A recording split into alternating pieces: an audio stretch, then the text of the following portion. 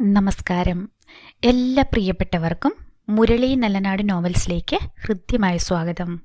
മുരളി നല്ലനാട് എഴുതിയ നോവൽ ഹൃദ്യം തുടരുന്നു. മൺകൂനയിലേക്ക് വീണ് വന്ദന അലറി വിളിച്ചു. അവളെ പിടിച്ച് വൃന്ദയും നിലവിളിച്ചു. അരികിലിരുന്ന ഉണ്ണിമോളുടെ കൃഷ്ണമണികൾ മുകളിലേക്ക് ഉരുണ്ടു കയറി. ബോധശൂന്യയായി അവൾ പിന്നിലേക്ക് മറിഞ്ഞു. നിലവിളിയും കരച്ചിലും കേട്ട് അശോകനും രണ്ടുപേരും മുറ്റത്തേക്ക് വന്നു. വിളി ഉയരുന്നത് വാഴത്തോപ്പിൽ നിന്നാണെന്നറിഞ്ഞ് അവർ അങ്ങോട്ടേക്കോടി. മണ്ണിൽ വീണ് കരയുന്ന കുട്ടികളെ കണ്ട് അവർ പരിഭ്രമിച്ചു. ഒരു കുട്ടി ബോധം കെട്ട് കിടപ്പുണ്ട്. അയ്യോ, എന്നതാ മക്കളെ? അയാൾ വന്ദനയെ പിടിച്ചു. മറ്റൊരാൾ വൃന്ദയെ പിടിച്ച് എഴുന്നേൽപ്പിച്ചു. നിങ്ങൾ എന്നാത്തിനാ കരയുന്നേ? കാര്യം എന്നതാന്ന് വെച്ചാൽ പറ മക്കളെ. എൻ്റെ അമ്മേ. വന്ദന കരഞ്ഞതേയുള്ളൂ. മുകുന്ദൻ എവിടെ? ഒരാൾ ചോദിച്ചു. ദേവുവിനെയും കാണുന്നില്ല. കുട്ടികളൊന്നും പറയുന്നുമില്ല. മുകുന്ദ, അശോകൻ ഉച്ചത്തിൽ വിളിച്ചു. ഒരാൾ വീടിന് നേരെ ഓടിപ്പോയി. അശോകന്റെ കയ്യിൽ നിന്ന് കുഴഞ്ഞ് വന്ദന നിലത്തേക്ക് വീണു. നാട്ടുകാരിൽ ചിലരൊക്കെ ഓടി വന്നു. എന്നതാ എന്നതാ? എല്ലാവരും ഒരേ സ്വരത്തിൽ ചോദിച്ചു. കുട്ടികളൊന്നും പറയുന്നില്ല. മുകുന്ദനെയും ദേവുവിനെയും കാണാനുമില്ല. എല്ലാവരും ഒന്ന് പിടിച്ചേ. നാട്ടുകാരെല്ലാവരും കൂടി 3 പേരെയും പിടിച്ചെഴുന്നേൽപ്പിച്ചു. അശോകൻ ഉണ്ണിമോളെ കൈകളിൽ കോരിയെടുത്തു.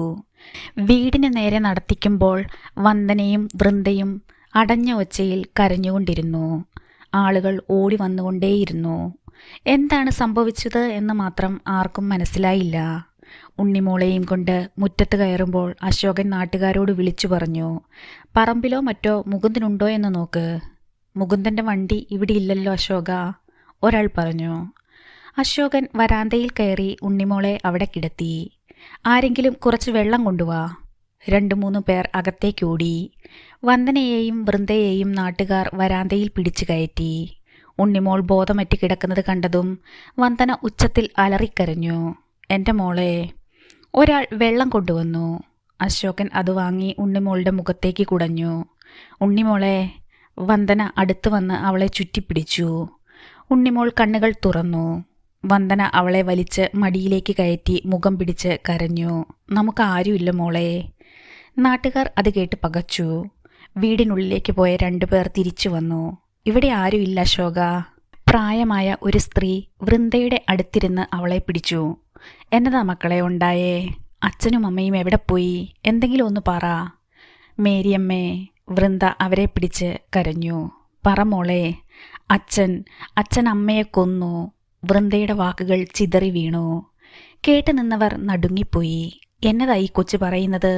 മേരിയമ്മ ആളുകളെ പകച്ചു നോക്കി. മോളെ. അശോകൻ അവളുടെ നേരെ തിരിഞ്ഞു. വൃന്ദമോൾ എന്നതാ പറഞ്ഞത്? അമ്മേനെ അച്ഛൻ വെട്ടിക്കൊന്നു. അവിടെയാ ഞങ്ങളുടെ അമ്മയെ കുഴിച്ചിട്ടിരിക്കുന്നേ. വീണ്ടും ഒരു നടുക്കം നാട്ടുകാരെ പിടിച്ചുലച്ചു. കർത്താവേ, എന്നതാ കൊച്ചേ നീ പറയുന്നേ? മേരിയമ്മ അവളെ പിടിച്ചു. എവിടാ മോളെ? അശോകൻ ചോദിച്ചു. വൃന്ദ അത് കേട്ടില്ല. അച്ഛൻ ഞങ്ങളുടെ അമ്മയെ കൊന്നു. അശോക. മൺകൂനയിൽ കിടന്ന കൊച്ചുങ്ങൾ കരഞ്ഞത്. കുറേ പേർ വാഴത്തോപ്പിലേക്ക് ഓടി.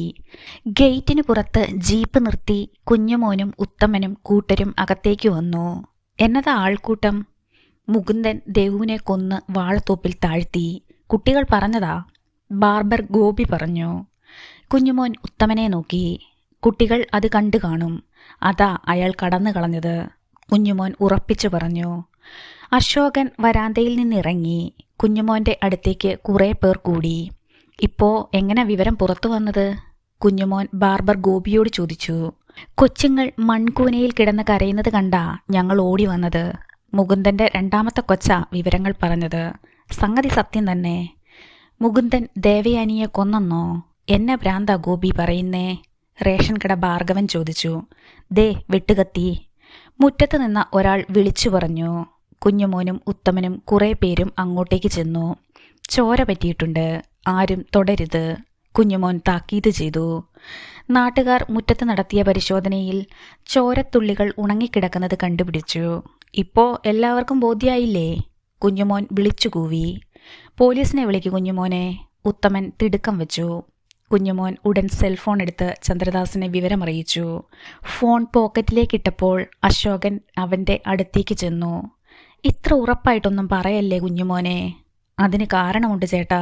ഇന്നലെയാ വിവരങ്ങളൊക്കെ ചന്ദ്രദാസ് സാറ് പറഞ്ഞ് ഞാൻ അറിയുന്നത്. നാട്ടുകാർ അറിയാൻ കഥകൾ ഒരുപാടുണ്ട്. ആളുകൾ കുഞ്ഞുമോനെ വലയം ചെയ്തു. ചന്ദ്രദാസ് സാറിനെ തലക്കടിച്ച് ഡാമിൽ തള്ളിയത് മുകുന്ദേട്ടനാ. നീന്തി രക്ഷപ്പെട്ട ചന്ദ്രദാസ് സാറ് അയാളെ പേടിച്ച് ഒളിവിൽ പോയിരിക്കുക. ജനം പകച്ചു നിന്നു. നമ്മളാരും കരുതുന്ന പോലെയല്ല കാര്യങ്ങളുടെ കിടപ്പ്. ഈ ഇരിക്കുന്ന 3 കുട്ടികളുടെയും അച്ഛൻ മുകുന്ദേട്ടനല്ല. അവരുടെ ശരിക്കുമുള്ള അച്ഛൻ ആരാണെന്ന് നിങ്ങൾക്കറിയാവോ? കുഞ്ഞുമോൻ സസ്പെൻസ് ഇട്ട് നിർത്തി. ആരാ? കോറസ് പോലെ ചോദ്യങ്ങൾ ഉയർന്നു. ചന്ദ്രദാസ് സാറ്. എന്നെ പോഴത്തരവാ നീ പറയുന്നേ?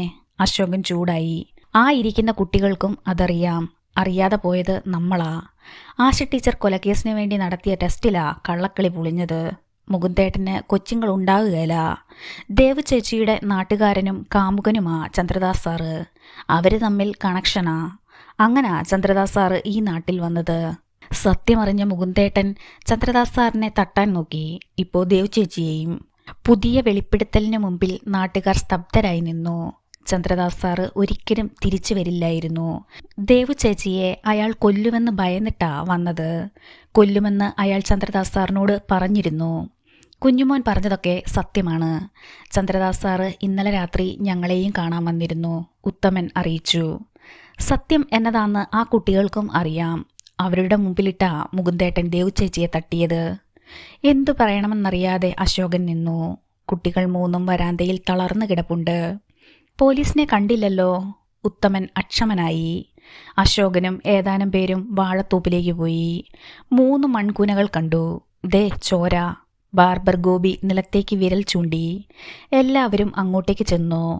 3ാമത്തെ മൺകൂനയുടെ അടുത്തു നിന്ന വാഴയിൽ ചോര പറ്റിപ്പിടിച്ചിരിക്കുന്നു. മുകുന്ദന് ദേവുവിനെ കൊല്ലാനൊന്നും പറ്റത്തില്ല. അവൻ പറയുന്നത് സത്യമാവാം. പക്ഷേ അവളെ കൊന്ന് മുകുന്ദൻ കുഴിച്ചു മൂടില്ല. പിന്നെ ഈ കാണുന്ന ചോരക്കറ എന്നതാ?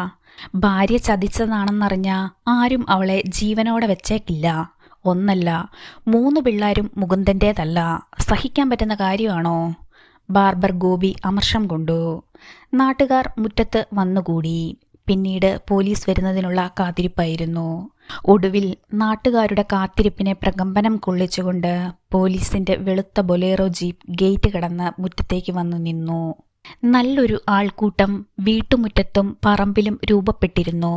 കുറേ ആളുകൾ വാഴത്തോപ്പിലെ മൺകൂനയ്ക്ക് മുന്നിലായിരുന്നു. പോലീസ് ജീപ്പിൽ നിന്ന് മേലുകാവ് സ്റ്റേഷനിലെ പുതിയ SI അലക്സ് പോത്തൻ ഇറങ്ങി. ചെറുപ്പക്കാരനായിരുന്നു അയാൾ. ജീപ്പിന്റെ പിന്നിൽ നിന്ന് 3 പോലീസുകാരും ഇറങ്ങി വന്നു. നാട്ടുകാർ വഴിയൊഴിഞ്ഞു. അലക്സ് പോത്തൻ അവിടെ നിന്ന് ചുറ്റുപാടുമൊന്ന് വീക്ഷിച്ചു. ചുവന്ന സ്കോർപിയോ പോലീസ് ജീപ്പിന്റെ പിന്നിൽ വന്ന് നിന്നു. വണ്ടിയിൽ നിന്നിറങ്ങി ചന്ദ്രദാസ് ധൃതിപ്പെട്ട് അലക്സ് പോത്തൻ്റെ അടുത്തേക്ക് വന്നു. ഞാനാ ചന്ദ്രദാസ്. സ്റ്റേഷനിലേക്ക് വിളിച്ചത് ഞാനാ സാറേ. അലക്സ് പോത്തൻ മൂളി. സാർ, അതാ ചോരക്കറയുള്ള വെട്ടുകത്തി. കുഞ്ഞുമോൻ മുന്നോട്ട് വന്ന് മുറ്റത്ത് കിടന്ന വെട്ടുകത്തി ചൂണ്ടിക്കാണിച്ചു. അലക്സ് പോത്തൻ വെട്ടുകത്തിയുടെ അടുത്തേക്ക് ചെന്നു. ആരോ വലിച്ചെറിഞ്ഞതുപോലെ മുറ്റത്തിന്റെ കോണിൽ കിടക്കുകയാണ് വെട്ടുകത്തി. വായ്ത്തലയിൽ ചോര പറ്റിപ്പിടിച്ച് ഉണങ്ങി കറുത്ത നിലയിൽ കണ്ടു. ആരെങ്കിലും വെട്ടുകത്തിയിൽ സ്പർശിച്ചോ? SI ചോദിച്ചു. ഇല്ല സാർ, അതിന് ആരെയും സമ്മതിച്ചില്ല, കുഞ്ഞുമോൻ പറഞ്ഞു. ഇയാളാരാ? SI കുഞ്ഞുമോനെ നോക്കി ചോദിച്ചു. കുഞ്ഞുമോൻ ഒന്ന് പരിങ്ങി. സാർ, ഡാമിലെ വാച്ചറാവൻ. മറുപടി പറഞ്ഞത് ചന്ദ്രദാസായിരുന്നു. കർച്ചീഫ് കൊണ്ട് ഒരു പോലീസുകാരൻ വെട്ടുകത്തിയെടുത്ത് SIക്ക് കൊടുത്തു. അയാൾ അത് തിരിച്ചും മറിച്ചും നോക്കിയിട്ട് തിരികെ കൊടുത്തു. ചോരക്കറ എവിടെയാ കണ്ടത്? സാർ, മുറ്റത്തിന്റെ ആ ഭാഗത്ത് ചോരക്കറയുണ്ട്. വാഴയിലും ചോരപ്പാടുണ്ട്, കുഞ്ഞുമോൻ അറിയിച്ചു. പോലീസ് സംഘം ചോരക്കറ കണ്ട ഭാഗത്തൊക്കെ പോയി. SI നിലത്തിരുന്ന് പരിശോധിച്ചു. കറുത്ത പാടുകൾ അയാൾ കണ്ടു. ഈ സ്ഥലം മാർക്ക് ചെയ്തേക്ക്. ആരും ഇങ്ങോട്ടേക്ക് കടക്കരുത്. സാർ. SI അലക്സ് പോത്തൻ വരാന്തയിലേക്ക് കയറി ചെന്നു. പിന്നാലെ ചന്ദ്രദാസും ചെന്നു. അവിടെ നിന്നവർ മുറ്റത്തേക്കിറങ്ങി. കുട്ടികൾ കെട്ടിപ്പിടിച്ച് നിലത്ത് കിടക്കുകയാണ്. മുന്നിൽ പോലീസിനെ കണ്ടതും കുട്ടികൾ ഞെട്ടിവിറച്ചു. അലക്സ് പോത്തൻ അവരുടെ അടുത്തിരുന്നു. പേടിക്കണ്ട. വന്ദന എഴുന്നേറ്റിരുന്നു. ഭീതിയോടെ വൃന്ദയും ഉണ്ണിമോളും അവളെ ചുറ്റിപ്പിടിച്ച് അയാളെ നോക്കി. അമ്മയെ കാണാനില്ല അല്ലേ? സൗമ്യമായി അലക്സ് പോത്തൻ ചോദിച്ചു. ഇല്ലെന്ന് വന്ദന തലയാട്ടി. വിഷമിക്കണ്ട, അമ്മയെ കണ്ടുപിടിക്കാം. നിങ്ങൾ എഴുന്നേറ്റ് അകത്തേക്ക് വാ. അലക്സ് പോത്തൻ എഴുന്നേറ്റിട്ട് ചന്ദ്രദാസിന് നേരെ തിരിഞ്ഞു. നിങ്ങൾ കുട്ടികളെ അകത്തേക്ക് കൊണ്ടുപോ. ചന്ദ്രദാസ് അവരുടെ അടുത്തേക്ക് വന്നു. എഴുന്നേക്ക് മക്കളെ. അയാൾ വന്ദനയെ പിടിച്ച് എഴുന്നേൽപ്പിക്കാൻ ശ്രമിച്ചു. അവൾ കൈ കൊടുത്തില്ല. ഇവിടെ ഇരിക്കണ്ട, വാ അകത്തേക്ക് പോകാം. അയാൾ നിർബന്ധിച്ചപ്പോൾ വന്ദന കുട്ടികളെയും പിടിച്ച് എഴുന്നേറ്റു. ചന്ദ്രദാസ് വൃന്ദയുടെ കൈ പിടിച്ച് അകത്തേക്ക് കൊണ്ടുപോയി. ഉണ്ണിമോളുമായി വന്ദന കൂടെ ചെന്നു. വൃന്ദയെ അയാൾ അകത്തെ മുറിയിലേക്കാണ് കൊണ്ടുപോയത്. കട്ടിലിലേക്ക് അവൾ വീണു. വന്ദനയും ഉണ്ണിമോളും അവിടേക്ക് വന്നു. അവരും കട്ടിലിൽ ചെന്ന് വീണ് കരയാൻ തുടങ്ങി. പോലീസ് നമ്മളെ സഹായിക്കാൻ വന്നതാ. അവർ ചോദിക്കുന്നതിന് അറിയാവുന്ന കാര്യങ്ങൾ പറയണം. ദേവുവിന് എന്ത് സംഭവിച്ചുവെന്ന് നമുക്കറിയണം മക്കളെ. കുട്ടികൾ ഉറക്കെ കരയാൻ തുടങ്ങി. ചന്ദ്രദാസ് കണ്ണു തുടച്ചു. പുറത്തുനിന്ന് കൂടുതൽ ആളുകൾ വീട്ടുമുറ്റത്തേക്ക് വരാൻ തുടങ്ങി. എല്ലാവരെയും ഗേറ്റിന് പുറത്താക്ക്. ആ ചുവന്ന സ്കോർപിയോ റോഡിലേക്ക് മാറ്റിയിട്. CI സാർ ഇപ്പോൾ എത്തും. വരാന്തയിൽ നിന്ന് അലക്സ് പോത്തൻ പോലീസുകാർക്ക് നിർദ്ദേശം കൊടുത്തു. ചുവന്ന സ്കോർപിയോ പിന്നോട്ടെടുത്ത് റോഡരികിലേക്ക് പോയി. 3 പോലീസുകാരെയും കൊണ്ട് ആളുകളെ നിയന്ത്രിക്കാൻ കഴിയാതെ വന്നു. കുറേ പേരെ ഗേറ്റിന് പുറത്തേക്ക് തള്ളിയിറക്കി. കുറച്ചു പേർ വഴുതി പറമ്പിലേക്ക് നീങ്ങി. SI അലക്സ് പോത്തൻ അകത്തേക്ക് പോയി. ജനം ജിജ്ഞാസയോടെ കാത്തുനിന്നു. കുഞ്ഞുമോൻ പ്രാദേശിക പത്രലേഖകന്മാരെ വിളിച്ച് വിവരമറിയിച്ചിരുന്നു. ചന്ദ്രദാസിനു വേണ്ടി മനസ്സറിഞ്ഞ് അവൻ ഓരോന്ന് ചെയ്യുകയായിരുന്നു. CIയുടെ വണ്ടി അകത്തേക്ക് വന്നു. CI വർഗീസ് കുരുവിള തലയിൽ ഹാറ്റ് ഉറപ്പിച്ചുകൊണ്ട് പുറത്തേക്കിറങ്ങി. പിന്നിൽ നിന്ന് 4 പോലീസുകാരും ഇറങ്ങി വന്നു. SI അലക്സ് പോത്തൻ വരാന്തയിലേക്ക് വന്ന് CIയെ അകത്തേക്ക് കൂട്ടിക്കൊണ്ടുപോയി. കുഴിമാന്തി ജഡം പുറത്തെടുക്കുന്നത് കാണാൻ അക്ഷമരായി ജനക്കൂട്ടം നിന്നു. അല്പം കഴിഞ്ഞപ്പോൾ SI പുറത്തു വന്ന് കുഴിമാന്താൻ ആളെ ഏർപ്പാട് ചെയ്യാൻ പോലീസുകാരോട് പറഞ്ഞിട്ട് അകത്തേക്ക് പോയി. പണിക്കാരെ കണ്ടെത്താനുള്ള ദൗത്യം ഉത്തമൻ സ്വമേധയാ ഏറ്റെടുത്തു.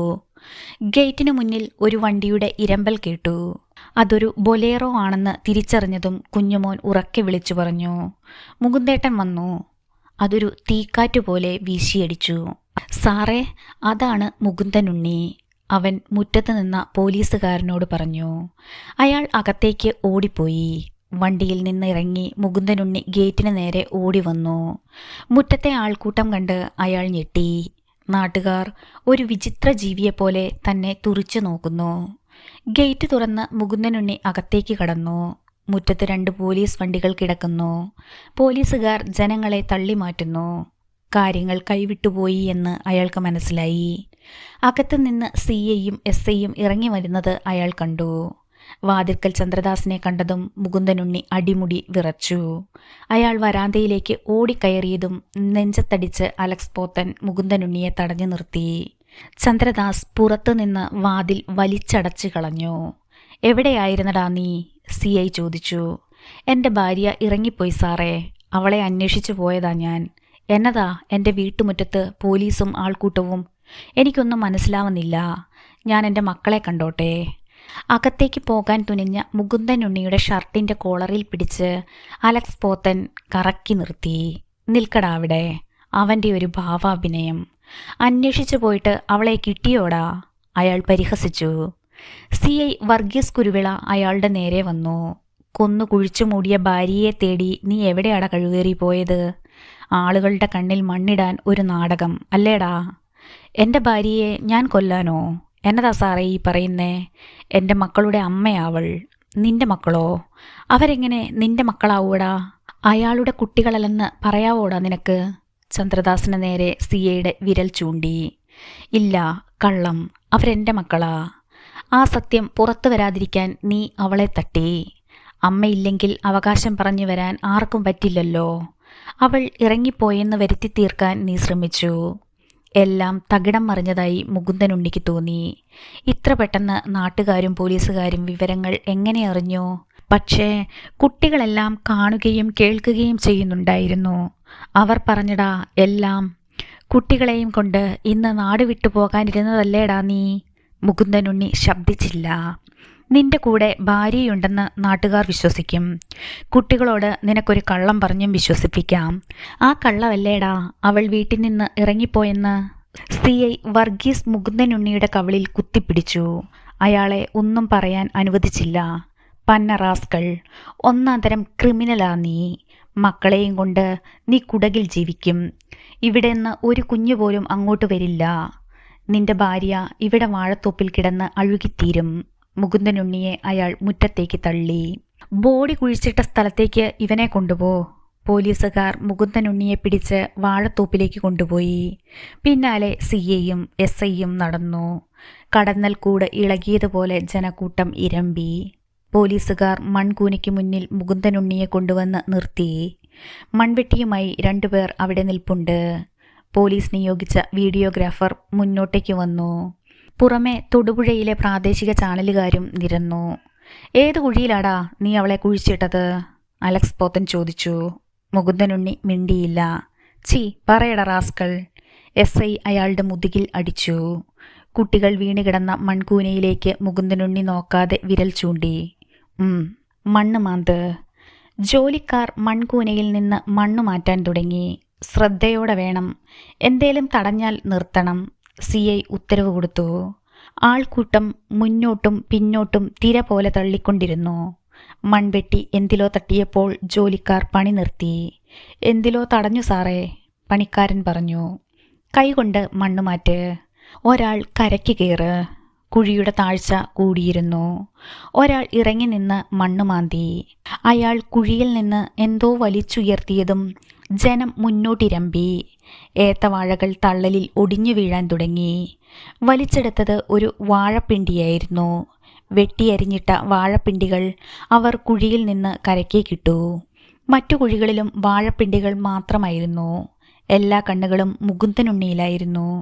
CI വർഗീസ് കുരുവിള മുകുന്ദനുണ്ണിയുടെ ഷർട്ടിൽ കുത്തിപ്പിടിച്ച് അടുപ്പിച്ചു. നീ ഒരു വിഡ്ഢിയല്ലെന്ന് എനിക്കറിയാം. ഇത്രയും ആഴത്തിൽ കുഴിവെട്ടി വാഴപ്പിണ്ടി കുഴിച്ചിടേണ്ട കാര്യമില്ല. നീ കുഴിയെടുത്തത് ബോഡി താഴ്ത്താൻ തന്നെ. പിന്നെ നീ അതിൽ നിന്ന് പിന്മാറി. അവളെൻ്റെ ഭാര്യയാ സാറേ, എൻ്റെ 3 മക്കളുടെ അമ്മ. അവളുടെ നേരെ കൈ ഉയർത്താൻ എനിക്ക് കഴിയേല സാറേ. ഞാൻ പറഞ്ഞാൽ നിങ്ങൾ വിശ്വസിക്കില്ല എന്നറിയാം. ആരോടും ഒരു വാക്കുപോലും പറയാതെ രാത്രി അവൾ ഇറങ്ങിപ്പോയതാ. CI അയാളെ പോലീസുകാരുടെ നേരെ തള്ളി. സ്റ്റേഷനിലേക്ക് കൊണ്ടുവാ. നീ പറയുവടാ, നിന്നെക്കൊണ്ട് ഞാൻ പറയിപ്പിക്കും. 2 പോലീസുകാർ മുകുന്ദനുണ്ണിയെ പിടിച്ചുകൊണ്ടുപോയി. ആളുകൾ വഴി ഒഴിഞ്ഞു നിന്നു. CI പോലീസുകാരുടെ നേരെ തിരിഞ്ഞു. പറമ്പ് മുഴുവനും അരിച്ചു പെറുക്കണം. നാട്ടുകാരെയും കൂട്ടിക്കോ സർ. പോലീസുകാരോടൊപ്പം മുറ്റത്തേക്ക് കയറുമ്പോൾ ചന്ദ്രദാസ് വരാന്തയിൽ നിൽക്കുന്നത് മുകുന്ദനുണ്ണി കണ്ടു. അയാൾ മുന്നോട്ട് കുതിച്ചതും പോലീസുകാർ പിടിച്ചു നിർത്തി. മുകുന്ദനുണ്ണിയെ നോക്കി ചന്ദ്രദാസ് ചിരിച്ചു. നടക്കടാ. പോലീസുകാർ അയാളെ തള്ളി ജീപ്പിന്റെ പിന്നിൽ കയറ്റി. ഒപ്പം പോലീസുകാരും കയറിയിരുന്നു. CI വർഗീസ് കുരുവിള വന്നു കയറിയപ്പോൾ ജീപ്പ് പുറത്തേക്ക് പോയി. വീടിനുള്ളിലേക്ക് ചന്ദ്രദാസ് ആരെയും കടത്തിയില്ല. അകത്ത് കയറി വാതിലടച്ച് കുറ്റിയിട്ട ശേഷം അയാൾ കുട്ടികൾ കിടന്ന മുറിയിലേക്ക് പോയി. 3 പേരും കട്ടിലിൽ തളർന്നു കിടക്കുകയാണ്. അയാളെ കണ്ടതും ഉണ്ണിമോൾ എഴുന്നേറ്റിരുന്നു. എൻ്റെ അച്ഛൻ വന്നോ? മുകുന്ദൻ കടന്നു കളഞ്ഞില്ലേ മോളെ? വന്ദനയെ കൈ ചുറ്റി വൃന്ദ കരഞ്ഞു. കള്ളം. എൻ്റെ അച്ഛൻ എങ്ങും പോവില്ല. എൻ്റെ അച്ഛൻ വരും. മുകുന്ദന് വേണ്ടി പോലീസ് നാട് നീളെ അന്വേഷിക്കുക. എവിടാന്ന് ആർക്കും ഒരു വിവരവുമില്ല. ഇനി ഈ നാട്ടിൽ നിൽക്കാൻ മുകുന്ദന് കഴിയില്ല. ഉണ്ണിമോൾ കരഞ്ഞുകൊണ്ട് കിടക്കയിലേക്ക് വീണു. പോലീസ് ആരെയും പറമ്പിലേക്ക് അടുപ്പിക്കുന്നില്ല. ആംബുലൻസ് വന്നിട്ടുണ്ട്. കുഴി മാന്താനും തുടങ്ങി. ബോഡി ഉടനെ പുറത്തെടുക്കും. വൃന്ദ അലമുറയിട്ട് കരയാൻ തുടങ്ങി. കരയല്ലേ മോളെ. മുകുന്ദൻ ഇങ്ങനൊരു ഹീനകൃത്യം ചെയ്യുമെന്ന് ആരേലും കരുതിയതാണോ? ചന്ദ്രദാസ് കണ്ണു തുടച്ചു. പറഞ്ഞാൽ അതുപോലെ ചെയ്യുന്ന ആളാ മുകുന്ദൻ. അതൊരിക്കൽ കൂടി അയാൾ തെളിയിച്ചു. നിങ്ങളുടെ അമ്മയും പോയി. ഇനി ഇവിടെ ആരെ പ്രതീക്ഷിച്ചാ നിങ്ങൾ കഴിയുന്നത്? നിങ്ങൾ എൻ്റെ കൂടെ വരണം. ഇനി എനിക്ക് നിങ്ങളും നിങ്ങൾക്ക് ഞാനും മാത്രമേ ഉള്ളൂ. ചന്ദ്രദാസ് കസേരയിൽ ചെന്നിരുന്നു. വന്ദന തലയിണയിൽ മുഖം അമർത്തിവെച്ച് കരഞ്ഞു.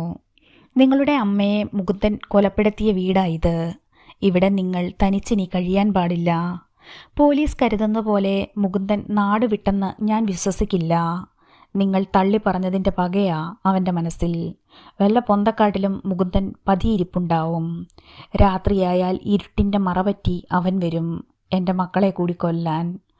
വൃന്ദ വന്ദനയെ ചുറ്റിപ്പിടിച്ച് കരഞ്ഞു. ഇനി അയാൾക്കൊന്നും നോക്കാനില്ല മക്കളെ. മുകുന്ദൻ പകമൂത്ത പിശാചായി കഴിഞ്ഞു. നിങ്ങളെ ജീവിക്കാൻ അനുവദിക്കില്ലവൻ. ഇവിടെ എല്ലാവരും പറയുന്നത് അതാ. വൃന്ദയുടെ ശിരസിൽ മുകർന്ന് വന്ദന ഏങ്ങലടിച്ച് കരഞ്ഞു. മുകുന്ദനെ പോലീസ് പിടിക്കുന്നതുവരെ ഈ നാട്ടിൽ കഴിയാൻ നമുക്ക് കഴിയില്ല. മറ്റെവിടേക്കെങ്കിലും പോണം. എനിക്കെൻ്റെ അമ്മയെ കാണണം.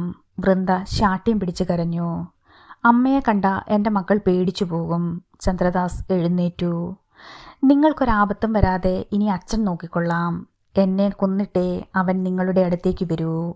ചന്ദ്രദാസ് മുറിയിൽ നിന്നിറങ്ങി വാതിലടച്ചിട്ട് വരാന്തയിലേക്ക് ചെന്നു. മുറ്റത്ത് കുഞ്ഞുമോനും അശോകനും കുറച്ച് നാട്ടുകാരുമുണ്ട്. കുട്ടികളുടെ അവസ്ഥ എന്നതാ സാറേ? കുഞ്ഞുമോൻ ചോദിച്ചു. പാവങ്ങൾ കരഞ്ഞു കരഞ്ഞ് തളർന്നു. അവർക്ക് എല്ലാം അറിയാം കുഞ്ഞുമോനെ. മുകുന്ദൻ അവരെ കൊല്ലാൻ വരുമോ എന്ന പേടിയിലാ പാവം കുട്ടികൾ. ഇളയ കുട്ടിയുടെ മനസ്സിൻ്റെ താളം തെറ്റിയിട്ടുണ്ട്. പരസ്പര വിരുദ്ധമായിട്ടാ അവൾ സംസാരിക്കുന്നത്. അവരുടെ മുന്നിലിട്ട് മുകുന്ദൻ ദേവുവിനെ അടിക്കുകയും തൊഴിക്കുകയും ചെയ്തു. രാത്രി കൊല്ലുമെന്നും പറഞ്ഞു. രാത്രി മുകുന്ദൻ വെട്ടുകത്തി തേച്ചു മിനുക്കുന്നത് അവർ കണ്ടതായി പോലീസിനോട് പറഞ്ഞിട്ടുണ്ട്. ഈശോയെ! നാട്ടുകാരിൽ ഒരാൾ നെഞ്ചത്ത് കൈവച്ചു. മുകുന്ദേട്ടനെ പോലീസ് കൊണ്ടുപോയി. കുട്ടികളുടെ കാര്യം എങ്ങനാ? കുഞ്ഞുമോൻ ആരാഞ്ഞു. അവരുടെ അച്ഛൻ ഞാനല്ലേടാ. അവരെ ഞാൻ കൊണ്ടുപോകും. മുകുന്ദൻ്റെ വെട്ടുകത്തിക്ക് ഞാൻ എൻ്റെ മക്കളെ ഇരയാക്കില്ല. എന്നെ കെട്ടിപ്പിടിച്ച് അവർ കരഞ്ഞു പറഞ്ഞത് എന്താണെന്നറിയാവോ? അയാൾ വന്ന് കൊല്ലുന്നതിന് മുമ്പ് അവരെ എങ്ങോട്ടെങ്കിലും കൊണ്ടുപോകാൻ. ചന്ദ്രദാസ് പുറം കൈകൊണ്ട് കണ്ണുകൾ തുടച്ചു. ദേവു ചേച്ചിയുടെ ബോഡി എവിടെയായിരിക്കും? കുഞ്ഞുമോൻ ആരോടെന്നില്ലാതെ ചോദിച്ചു. എനിക്കറിയാം അവൻ അവളെ താഴ്ത്തിയത് എവിടെയാന്ന്. പറമ്പിലൊന്നും മുകുന്ദൻ അവളെ കുഴിച്ചു മൂടില്ല. അത്ര വിഡ്ഢിയൊന്നുമല്ല അവൻ. കുഴികൾ വെട്ടി വാഴപ്പിണ്ടി നിറച്ചത് പോലീസിനെ കബളിപ്പിക്കാനാ. അല്ലെങ്കിൽ അയാൾ എന്തിനത് ചെയ്യണം? അത് ശരിയാ. കുഞ്ഞുമോൻ അനുകൂലിച്ചു. എൻ്റെ ഊഹം ശരിയാണെങ്കിൽ എന്നോട് ചെയ്തത് തന്നെ അവൻ അവളോടും ചെയ്തിട്ടുണ്ടാവും. ഇത്തവണ കുറച്ചുകൂടി കരുതലെടുത്ത് കാണും. കല്ല് കെട്ടിയാവും ശവം താഴ്ത്തിയത്. ദേവുവിൻ്റെ ബോഡി ഡാമിൽ തന്നെയുണ്ട്. ചന്ദ്രദാസ് ഉറപ്പിച്ചു പറഞ്ഞു. കനത്ത നിശബ്ദത മുറ്റത്ത് പടർന്നു. എല്ലാം കേട്ടുകൊണ്ട് ഒരു പോലീസുകാരൻ മുറ്റത്ത് നിൽപ്പുണ്ടായിരുന്നു. ജോണി കോട്ടൂരാൻ ഡ്രസ് ചെയ്ത് ഹാളിലേക്ക് വന്നു. അയാളുടെ ബാഗുമായി ബ്ലസ്സി പിന്നാലെ ഉണ്ടായിരുന്നു. ഞായറാഴ്ച വരണേ ഇച്ചായ, അന്ന് ടോണി വരും. ആ നോക്കട്ടെ. ഒരു ഫ്ലാറ്റ് വാടകയ്ക്കെടുക്കാമെന്ന് വെച്ചാ നീ പാറയിൽ ബംഗ്ലാവ് വിട്ടിറങ്ങില്ലല്ലോ. 2 ആഴ്ചത്തെ പ്രാർത്ഥന കൂടി ഒന്ന് കഴിഞ്ഞോട്ടെ. എറണാകുളത്ത് വന്ന് താമസിക്കാൻ ഞാനും ആഗ്രഹിക്കാഞ്ഞിട്ടാണോ? പ്രാർത്ഥിച്ചാൽ മാത്രം സംഭവിക്കുന്നതല്ല ഗർഭം. മതി, ദൈവം നിന്ന വേണ്ട. ഈ പ്രാർത്ഥന പൂർത്തിയാവട്ടെ. ഞാനൊരു കുഞ്ഞിനെ പ്രസവിക്കും. പറയാൻ തുടങ്ങിയിട്ട് വർഷം 15ആയി. അല്ലിച്ചായ, എനിക്ക് നല്ല വിശ്വാസമുണ്ട്. മാതാവ് നമുക്കൊരു കുഞ്ഞിനെ തരും. സെൽ റിങ് ചെയ്തപ്പോൾ അയാൾ ബ്ലസ്സിയെ നോക്കി. സത്യമെന്ന മട്ടിൽ അവൾ പുഞ്ചിരിച്ചു. അയാൾ കോളെടുത്തു. ആ എന്നതാ കുര്യാച്ച? ജോണി കോട്ടൂരാൻ്റെ മുഖത്തെ ഭാവപകർച്ച നോക്കി ബ്ലസ്സി നിന്നു. അയാളിപ്പോൾ കസ്റ്റഡിയിലാണോ? ശരി, എന്തെങ്കിലും വിവരം കിട്ടിയാൽ എന്നെ അറിയിച്ചേക്കണം. അയാൾ കോൾ കട്ട് ചെയ്തു. ആ മുകുന്ദനുണ്ണി പോലീസ് കസ്റ്റഡിയിലാ. ഈരാറ്റുപേട്ട സ്റ്റേഷനിലെ ASI കുര്യനാ വിളിച്ചത്. മുകുന്ദനുണ്ണി എന്നാ കുറ്റം ചെയ്തത്? അയാൾ ഭാര്യയെ കൊന്നുകളഞ്ഞെന്നാ പോലീസ് സംശയിക്കുന്നത്. അവളെ കാണാനില്ല. ഈശോയെ, എന്നതായി കേൾക്കുന്നത്? അറിഞ്ഞ വിവരങ്ങൾ ജോണി കോട്ടൂരാൻ പറഞ്ഞു. ബ്ലസ്സി സ്തംഭിച്ചു നിന്നു. 3 പെൺമക്കളുടെ അച്ഛനെന്ന് പറഞ്ഞ് അഹങ്കരിച്ച മനുഷ്യനാ. ഒരു നിമിഷം കൊണ്ട് ബലൂൺ പോലെ പൊട്ടിപ്പോയില്ലേ? ജോണി കോട്ടൂരാൻ പരിതപിച്ചു. അതിലൊരു പെങ്കൊച്ചിൻ്റെ കയ്യിൽ കയറി പിടിച്ചതിന് ടോണിയെ അയാൾ കൊല്ലാക്കൊല ചെയ്തില്ലേ? ഇപ്പോൾ കേൾക്കുന്നു 3 മക്കളും അയാളുടേതല്ലെന്ന്. അയാളുടെ സ്വഭാവം വെച്ച് കൊന്നിട്ടുണ്ടാവും. ഇച്ചായ, അവളെ കൊല്ലുക തന്നെ വേണം. ബ്ലസ്സിയുടെ രോഷപ്രകടനം കണ്ടു നിൽക്കാതെ ബാഗ് വാങ്ങി അയാൾ പുറത്തേക്ക് നടന്നു. ദേവയാനിയുടെയും 3 കുട്ടികളുടെയും മുഖമായിരുന്നു അയാളുടെ മനസ്സിൽ. ലോക്കപ്പിൻ്റെ ചുമരിൽ പിൻഭാഗമിടിച്ച് മുകുന്ദനുണ്ണി നിന്നു. ഇടതു കൈവെള്ളയിൽ മുഷ്ടി തിരുമി CI വർഗീസ് കുരുവിള അയാളുടെ നേരെ വന്നു. പറയടാ പന്നറാസ്കൾ, നീ അവളെ എവിടെയാടാ താഴ്ത്തിയത്? നിന്റെ രീതി വെച്ച് ഡാമിലാണെന്ന് എനിക്കറിയാം. എന്നിട്ടും പോലീസിനെ വട്ടം കറക്കാൻ അവൻ്റെ ഒരു വാഴപ്പിണ്ടി നാടകവും. ഇടിക്കാനെന്ന മട്ടിൽ കാലുകൾ അകറ്റി ചവിട്ടി വർഗീസ് കുരുവിള നിന്നു. സാറേ, ചെയ്യാത്ത തെറ്റിന് ഒരിക്കൽ പോലീസുകാരെ എന്നെ ചവിട്ടി പിഴിഞ്ഞതാ. ജീവൻ പോകുമെന്ന് തോന്നിയിട്ടും ചെയ്യാത്ത കുറ്റം ഞാൻ ഏറ്റില്ല. ഈ കുറ്റവും ഞാൻ ഏൽക്കില്ല സാറേ. നിങ്ങളെന്നെ തല്ലിയാലും കൊന്നാലും അവൾക്ക് എന്നാ പറ്റിയതെന്ന് എനിക്കറിയില്ല. പിന്നെ നീ എന്നാത്തിനാടാ കുഴിവെട്ടി വാഴപ്പിണ്ടി മൂടിയത്? വാഴത്തടത്തിൽ ഞാനത് പതിവായി ചെയ്യുന്നതാ. ആഴത്തിൽ എന്നാത്തിനാ കുഴിവെട്ടിയത്? നീ പറയുന്നത് ഞാൻ വിശ്വസിക്കണോടാ? മുകുന്ദനുണ്ണി മിണ്ടിയില്ല. അപ്പോൾ നീ പറയില്ല? അറിയാത്ത കാര്യം ഞാൻ എങ്ങനെ പറയാനാ?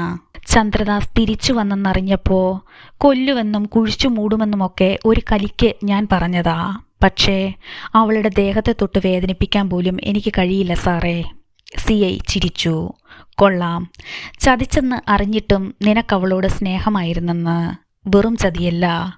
3 പിള്ളാരുടെയും തന്ത മറ്റൊരുത്തനാണെന്നറിഞ്ഞിട്ടും നീ അവളെ നുള്ളി പോലും നോവിക്കാതെ സ്നേഹിച്ചു പോലും. ആര് വിശ്വസിക്കടാ?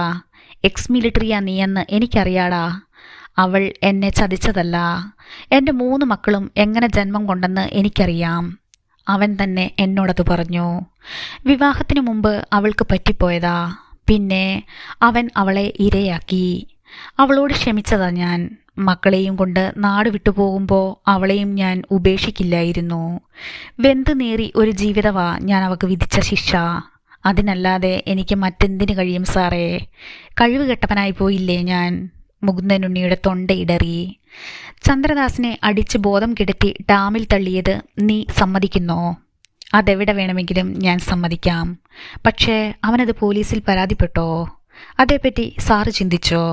അവനൊരു ചതിയനാ. അവസരം മുതലെടുക്കാനാ അവൻ ശ്രമിക്കുന്നത്. എൻ്റെ കുടുംബം തകർക്കാനാ അവൻ വന്നത്. CI അയാളുടെ മുഖത്തേക്ക് കണ്ണുറപ്പിച്ചു നിന്നു. അവൻ രംഗത്ത് വന്നതറിഞ്ഞ് അവൾ ഇറങ്ങിപ്പോയതാ. അതിനു മാത്രം ഞാൻ അവളുടെ മനസ്സു വേദനിപ്പിച്ചു. മുകുന്ദനുണ്ണിയുടെ കണ്ണ് നിറഞ്ഞു. അവളുടെ നാടേതാ? ഒറ്റപ്പാലം. നീ അവിടെ വിളിച്ചോ? വിളിച്ചു. അവൾ അവിടെ ചെന്നിട്ടില്ല. ലോക്കപ്പിന് പുറത്ത് ജോണി കോട്ടൂരാൻ നിൽക്കുന്നത് മുകുന്ദനുണ്ണി കണ്ടു.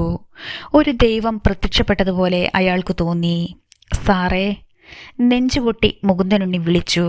CI വർഗീസ് കുരുവിള തിരിഞ്ഞു നോക്കി. കോട്ടൂരാനോ? അയാൾ സെല്ലിൽ നിന്ന് ഇറങ്ങിപ്പോയി. സാറേ, ദേവുവിനെ ഞാൻ കൊന്നിട്ടില്ല. അവൾ ജീവിച്ചിരിപ്പുണ്ടോ മരിച്ചോ എന്നും എനിക്കറിയില്ല സാറേ. അവളെ അന്വേഷിക്കാൻ എന്തെങ്കിലും ചെയ്യണം സാറേ. അഴിയിൽ പിടിച്ച് മുകുന്ദനുണ്ണി ജോണി കോട്ടൂരാനോട് പറഞ്ഞു. അന്വേഷിക്കാം, താൻ സമാധാനമായിരിക്കെ. CI വർഗീസ് കുരുവിളയുടെ കൂടെ ജോണി കോട്ടൂരാൻ അവിടെ നിന്ന് പോയി. മുകുന്ദനുണ്ണി കുഴഞ്ഞ് നിലത്തിരുന്നു. അല്പസമയം കഴിഞ്ഞപ്പോൾ ഒരു പോലീസുകാരൻ ലോക്കപ്പിൻ്റെ അടുത്തേക്ക് വന്നു. താൻ എഴുന്നേറ്റു വാ. അയാൾ ലോക്കപ്പ് തുറന്നു. പോലീസുകാരൻ മുകുന്ദനുണ്ണിയെ CIയുടെ മുറിയിലേക്ക് കൊണ്ടുപോയി. അവിടെ ജോണി കോട്ടൂരാനും ഇരിപ്പുണ്ടായിരുന്നു. പോലീസുകാരനോട് പുറത്തേക്ക് പോകാൻ CI പറഞ്ഞു. ജോണി കോട്ടൂരാൻ എഴുന്നേറ്റ് മുകുന്ദനുണ്ണിയുടെ അടുത്തേക്ക് വന്നു. ജീവിതത്തിൽ എനിക്കിനി പ്രതീക്ഷകളൊന്നുമില്ല സാറേ. ദേവുവിനെ ഞാൻ കൊന്നതാണെങ്കിൽ എന്തിന് കള്ളം പറയണം? 3 മക്കളും തൻ്റേതല്ലെന്നറിഞ്ഞ് ഒരു ഭർത്താവ് വഞ്ചകിയായ ഭാര്യയെ കൊന്നാൽ അയാളുടെ ഭാഗം പറയാനും ആളുകളുണ്ടാവില്ലേ സാർ? ബ്ലസ്സിയുടെ വാക്കുകൾ ജോണി കോട്ടൂരാൻ ഓർത്തു. അറിഞ്ഞുകൊണ്ട് അവൾ ഒരു തെറ്റും ചെയ്യില്ല എന്ന് എനിക്കറിയാം. ദേവയാനി മുകുന്ദനുണ്ണിയെ ചതിച്ചു എന്ന് വിശ്വസിക്കാൻ എനിക്കും പ്രയാസം തോന്നി. പിന്നെന്നതാ സംഭവിച്ചത്? എല്ലാം അവൻ എന്നോട് പറഞ്ഞു സാറേ. ചന്ദ്രദാസിൻ്റെ വെളിപ്പെടുത്തൽ മുകുന്ദനുണ്ണി ആവർത്തിച്ചു. അവൾ ചെയ്ത തെറ്റ് വിവാഹത്തിന് മുമ്പുണ്ടായ പ്രണയമായിരുന്നു. നീചനും ചതിയനുമാണ് സാറേ അവൻ. ആരുടെയും അനുവാദമില്ലാതെ എൻ്റെ മക്കളുടെ സംരക്ഷണം അവൻ ഏറ്റെടുത്തു കഴിഞ്ഞു. സാറിനറിയാലോ, പൊന്നുപോലാ ഞാൻ എൻ്റെ മക്കളെ വളർത്തിയത്. ഇനി അവരുടെ ഭാവി എന്നതായിത്തീരുമെന്ന് എനിക്കറിയില്ല. മുകുന്ദനുണ്ണി കരച്ചിലടക്കാൻ പാടുപെട്ടു. ജോണി കോട്ടൂരാൻ അയാളുടെ ചുമലിൽ തട്ടി. മുകുന്ദനുണ്ണിയുടെ പേരിൽ കേസൊന്നും ഇതുവരെയില്ല. ചന്ദ്രദാസിൽ നിന്ന് കിട്ടിയ വിവരം വെച്ചാ പോലീസ് അവിടെ വന്നത്. അവിടുത്തെ അന്തരീക്ഷം മറ്റൊന്നായിരുന്നു. ഭാര്യയെ കാണാനില്ല എന്നൊരു പരാതി എഴുതിക്കൊട്, നിങ്ങളെ കുരുവിള വിട്ടയക്കും. വർഗീസ് കുരുവിള എഴുന്നേറ്റു. മുറ്റത്തെയും വെട്ടുകത്തിയിലെയും ചോരക്കറയുടെ വിശേഷം കൂടി താനൊന്നു പറ. രാത്രി മുറ്റത്ത് വന്ന പന്നിക്കൂട്ടത്തെ കണ്ട് വെട്ടുകത്തി എറിഞ്ഞതാ. വെട്ടേറ്റോ എന്ന് അറിയാതെയാ വെട്ടുകത്തിയെടുത്ത് വരാന്തയിൽ വെച്ചത്. എന്നാത്തിനാ താഴ്ചയിൽ കുഴി വെട്ടിയത്? പന്നിയെ വീഴ്ത്താനാ? കുഴിയിൽ വീണാൽ ജീവനോടെ കുഴിച്ചിടാനാ പ്ലാനിട്ടത്. ഇന്ന് സ്ഥലം വിടാൻ തീരുമാനിച്ചത് കൊണ്ടാ വാഴത്തടയിട്ട് കുഴികൾ മൂടിയത്.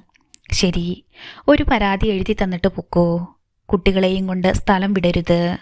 പോലീസ് നിരീക്ഷണത്തിലായിരിക്കും നിങ്ങൾ. ഞാൻ എല്ലാം അനുസരിക്കാം.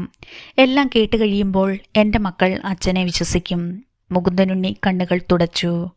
ജോണി കോട്ടൂരാൻ അയാളെ റൈറ്ററുടെ മുറിയിലേക്ക് കൂട്ടിക്കൊണ്ടുപോയി.